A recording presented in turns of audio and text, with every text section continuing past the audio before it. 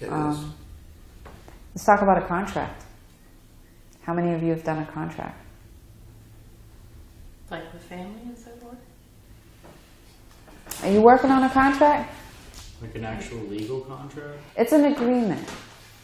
It's a written agreement. And again, this comes through communication.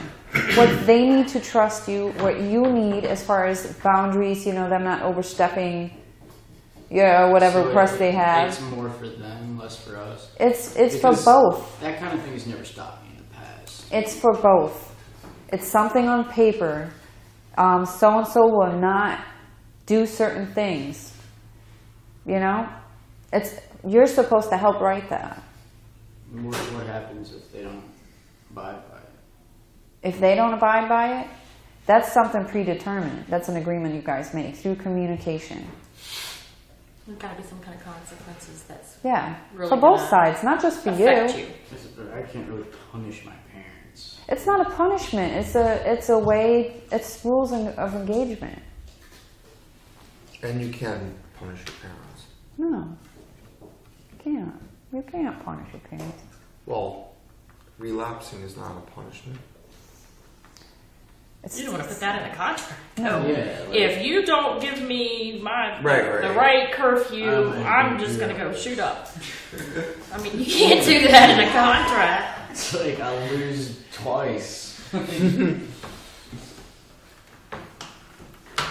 Right away, like for instance, you come up with a curfew.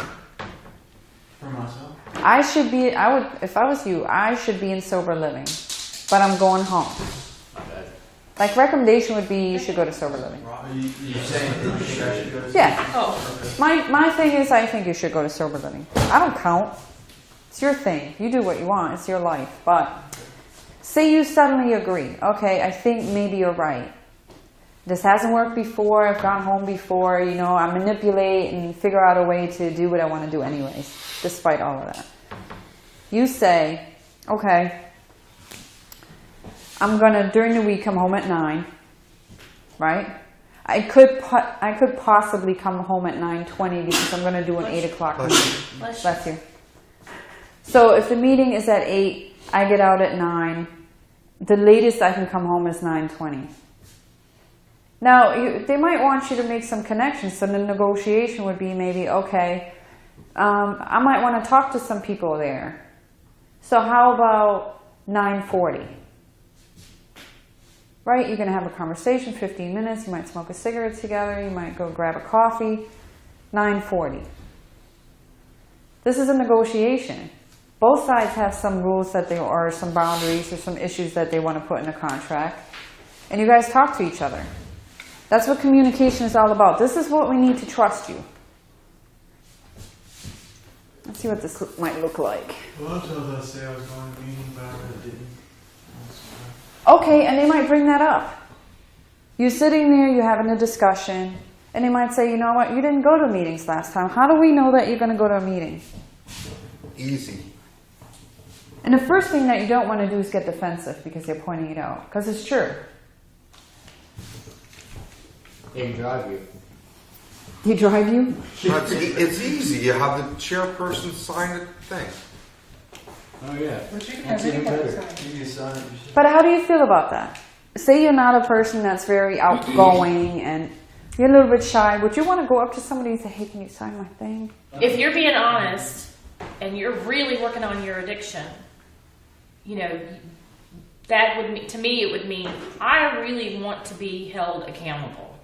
So yes, if that's what I need to do is to get the chairperson to sign this silly little note from my mom saying, yes, she did attend, blah, blah, blah. I would do it because I want to be held accountable. Everybody's different. Everybody's situation is different. Adam, you might want to say, one of the issues that I need for you to pay attention to is my usage, my internet usage. There's no reason why I should be absent 8 hours being on a computer. Okay? And enabling, you don't want to accuse anybody of having created your problem or anything, but asking them to be more vigilant about those things. That can be in there. And that's really something that they have to do. It's not, you know what I mean? They have to take some responsibility for it, and that's what it is. You guys negotiate. Maybe in your situation, saying, maybe sometimes you could offer to spend the night. You know, if you notice that I'm a little quiet, you know, tell them what the signs might be of a little depression or you going through something. Can you, because I'm not going to ask when I feel like that, can you offer to spend the night? Or can you call me? You know, because the minute you leave, I start going in a slump. And if it lasts long enough, I might drink. Can you call me? Keep you on the phone, talk to you about happy stuff that you might do down the road. You know what I mean? Something.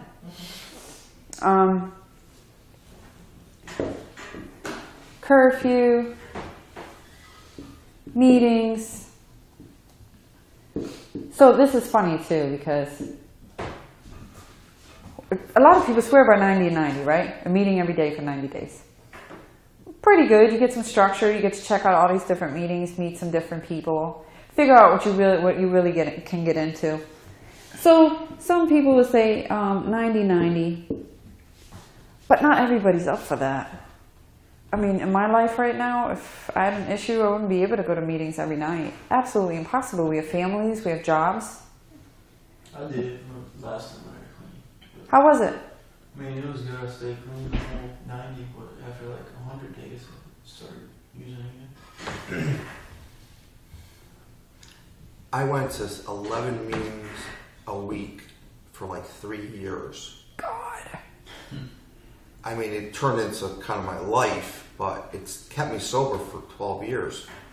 Only you know what you need, which is why you're negotiating. So if your family's asking you for 7 meetings a week, what should you say if you don't agree with that? How about 5? 5.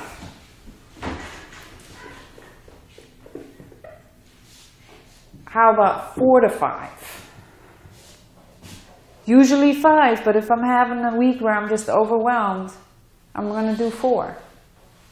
All right. What else are you going to do?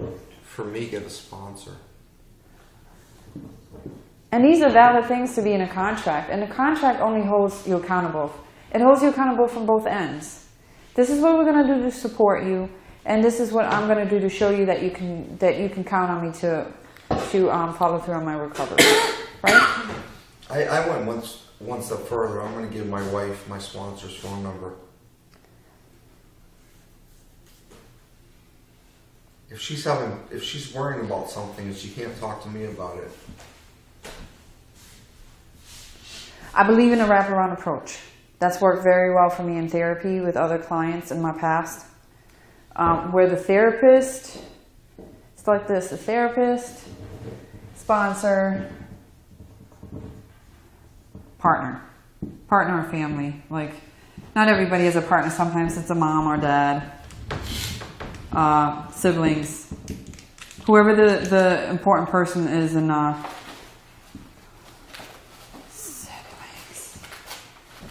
in your life that might have pertinent information. You might be doing something at home that your significant other might want to share with your sponsor because they're uncomfortable talking to you about it.